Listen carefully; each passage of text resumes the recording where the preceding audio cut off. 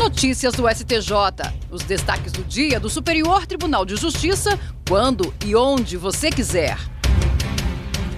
Olá, esse é o boletim com alguns destaques do STJ.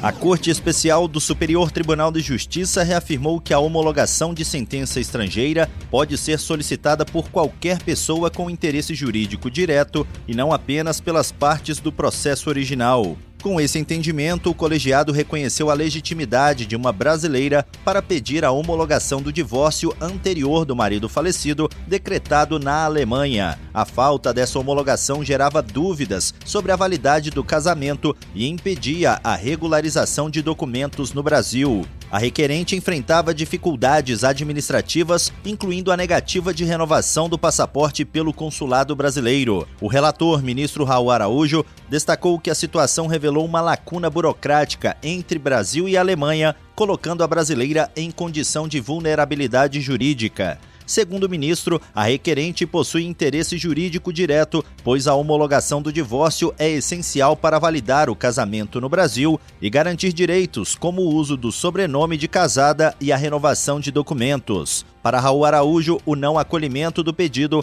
poderia violar direitos fundamentais, como a dignidade da pessoa humana e a liberdade de locomoção. Por fim, o ministro esclareceu que o STJ se limita à homologação da sentença estrangeira, cabendo às autoridades competentes analisar o registro do casamento e a atualização dos documentos. A terceira turma do Superior Tribunal de Justiça decidiu que, quando a execução é extinta pelo reconhecimento da prescrição, o proveito econômico obtido pelo devedor deve servir de base para a fixação dos honorários advocatícios sucumbenciais. Segundo o colegiado, o benefício econômico existe porque a parte executada deixa de pagar o débito cobrado. Nesse julgamento, prevaleceu o voto da ministra Daniela Teixeira, que aplicou o entendimento firmado no tema 1076 do STJ, segundo o qual, havendo proveito econômico mensurável, os honorários devem seguir os percentuais do artigo 85, parágrafo 2º do Código de Processo Civil de 2015. Assim, não se admite a fixação por equidade nessas hipóteses. No caso analisado, a execução movida por um banco foi extinta por prescrição e os honorários foram fixados em 20% sobre o valor da causa, decisão mantida pelo Tribunal de Justiça do Amazonas. No STJ, porém,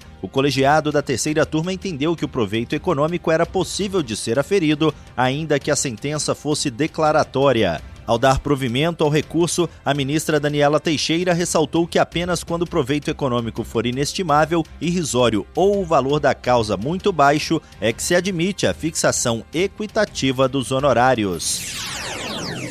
A primeira sessão do Superior Tribunal de Justiça decidiu que, na falta de lei local, não é possível reconhecer a prescrição intercorrente em processos administrativos estaduais ou municipais com base no Decreto 20.910 de 1932. Segundo o colegiado, esse decreto prevê apenas a prescrição quinquenal das pretensões contra a Fazenda Pública, não tratando da prescrição intercorrente. Assim, a aplicação por analogia para extinguir processos administrativos em curso foi considerada indevida. O relator, ministro Afrânio Vilela, afirmou que não cabe ao Poder Judiciário criar prazos, causas interruptivas ou marcos iniciais sem previsão legal, sob pena de violar a separação dos poderes e a autonomia de estados e municípios. O ministro também destacou que a Lei 9.873 de 1999, que regula a prescrição intercorrente, aplica-se exclusivamente à administração pública federal.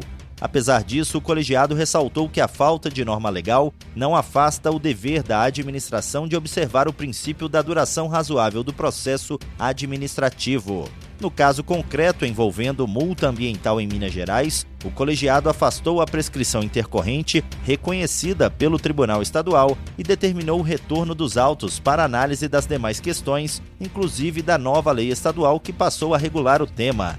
O entendimento foi firmado em julgamento realizado sob o rito dos recursos repetitivos, tema 1294, e deverá orientar o julgamento de casos semelhantes em todo o país.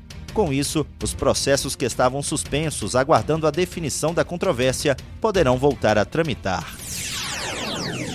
E esse foi o Notícias do STJ de hoje. Para ouvir mais, acesse o Spotify ou o SoundCloud do STJ. Tchau, tchau. Notícias do STJ, uma produção da Secretaria de Comunicação Social do Superior Tribunal de Justiça.